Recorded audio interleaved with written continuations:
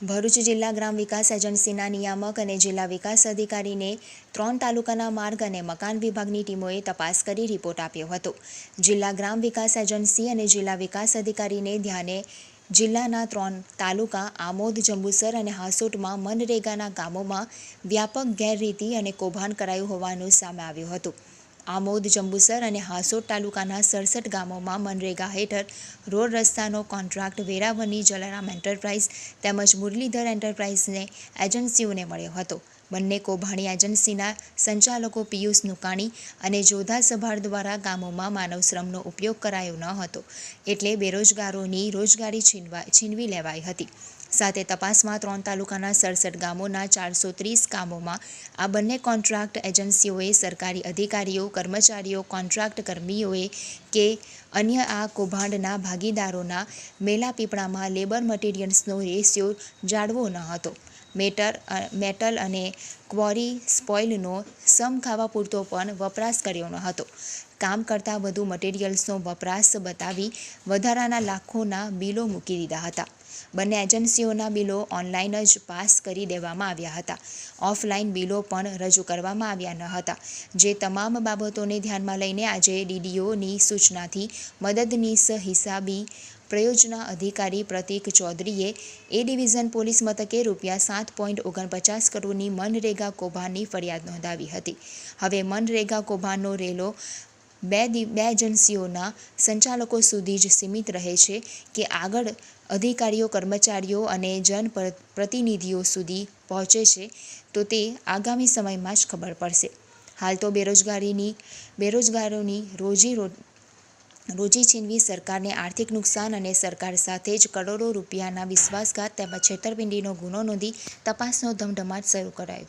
ગતરોજ ભરૂચ જિલ્લામાં ભરૂચ સિટી એ division police station ખાતે એક એફઆઈઆર નોંધવામાં આવે છે, જેમાં મદદનીશ પ્રયોજના અધિકારી હિસાબ જે પોતે ફરિયાદી બને છે અને ફરિયાદમાં એવું જણાવે છે કે ભરૂચ જિલ્લાના આમોદ, જંબુસર અને હાસોટ તાલુકાની અંદર એક મનરેગા યોજના અંતર્ગત માનવ શ્રમનો ઉપયોગ કરીને ગામડાની અંદર જે રોડ બનાવવામાં આવે છે તેની અંદર કેટલીક ગેરરીતિઓ જણાઈ આવેલી હતી।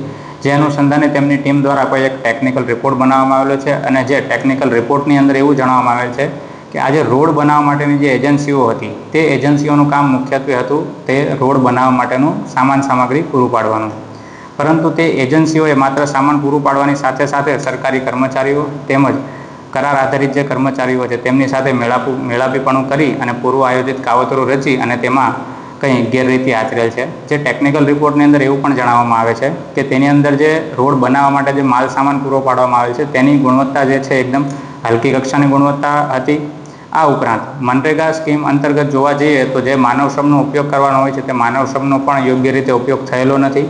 આ ઉપરાંત એજન્સીઓ દ્વારા કેટલાક ખોટા બિલો અને ખોટા દસ્તાવેજો બનાવી સરકારશ્રી પાસેથી વધારાના નાણાં મેળવી લીધેલા છે અને સરકારશ્રીને આર્થિક નુકસાન પહોંચાડેલું છે। જે અનુસંધાને એવું કહી શકાય કે તેમણે સરકાર સાથે છેતરપિંડી અને વિશ્વાસઘાત કરેલ છે। જે ફરિયાદ ભરૂચ સિટી એ ડિવિઝન પોલીસ સ્ટેશન ખાતે નોંધી હાલ તેમની તપાસ ચાલુ કરી દીધેલ છે। જે એજન્સીઓના આગળ આપને નામ જણાવો, જેમાં એક છે જલારામ એન્ટરપ્રાઇઝ અને બીજું જે છે જે મુરલીધર એન્ટરપ્રાઇઝ, કે તે બંને એજન્સીઓનું આ કામ સોંપેલું હતું। કુલ 56 ગામની વાત આવે છે ને 7.30 કરોડ અમાઉન્ટ અંદાજિત કહેવામાં આવે છે કે ગેરરીતિ સરકાર સાથે છેતરપિંડી કરેલી છે, તો આનાથી વધુ રકમનો આંકડો બહાર આવી શકે ખરો? જો હાલ જેમ આપને જણાવેલું કે હાલ ભરૂચ જિલ્લાના જે ફરિયાદ પ્રમાણે આમોદ, જંબુસર અને હાસોટ તાલુકો છે તેમને અનુસંધાન હાલ તપાસ ચાલુ રહી છે।